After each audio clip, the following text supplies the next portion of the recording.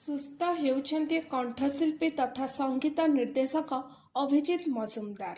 2 ଦିନ ଭିତରେ ଏମ୍ସ ଡାକ୍ତରଖାନାରୁ ଡିସଚାର୍ଜ ହେବେ ଅଭିଜିତ। ତାଙ୍କର ସବୁ ଅଙ୍ଗ ପ୍ରତ୍ୟଙ୍ଗ ଭଲ ଅଛି। ଏନେଇ ସୂଚନା ଦେଇଛନ୍ତି ଭୁବନେଶ୍ୱର ଏମ୍ସ ନିର୍ଦ୍ଦେଶକ। ତେବେ ଦୀର୍ଘଦିନ ଧରି କୋମାରେ ଥିଲେ ଅଭିଜିତ ଏବେ ସୁସ୍ଥ ହୋଇଛନ୍ତି।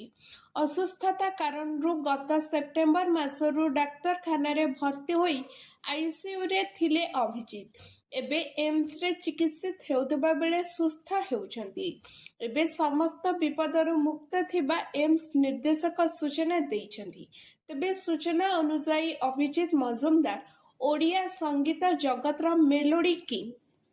ସଙ୍ଗୀତରେ ଶ୍ରୋତାଙ୍କୁ ବାନ୍ଧି ରଖିବାର କଳା ସେ ବେଶ୍ ଜାଣନ୍ତି।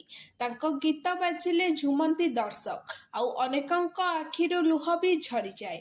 ତେବେ ସଙ୍ଗୀତରେ ସମସ୍ତଙ୍କୁ ମତୱାଲା କରୁଥିବା ଅଭିଜିତ ଦା ଏବେ କୋମାରେ।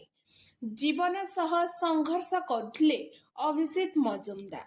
ସଙ୍କଟାପନ୍ନ ଅବସ୍ଥାରେ ଭୁବନେଶ୍ୱର ଏମ୍ସରେ ଚାଲିଥିଲା ଚିକିତ୍ସା। ତେବେ ଡାକ୍ତର କହିଛନ୍ତି ଅଭିଜିତ ନିମୋନିଆରେ ଆକ୍ରାନ୍ତ ଥିଲେ। ଏବେ ଭେଣ୍ଟିଲେଟର ସପୋର୍ଟରେ ଥିଲେ ଏବଂ ସ୍ୱାସ୍ଥ୍ୟାବସ୍ଥା ସଙ୍କଟାପନ୍ନ ଥିବା ମଧ୍ୟ କହିଥିଲେ ଡାକ୍ତରୀ ଟିମ୍। କିନ୍ତୁ ବର୍ତ୍ତମାନ ସେ ସୁସ୍ଥ ହୋଇଛନ୍ତି। ଦିନେରୁ 2 ଦିନ ଭିତରେ ଡିସଚାର୍ଜ ହେବେ Abhijit. Bureau report, around Odisha live.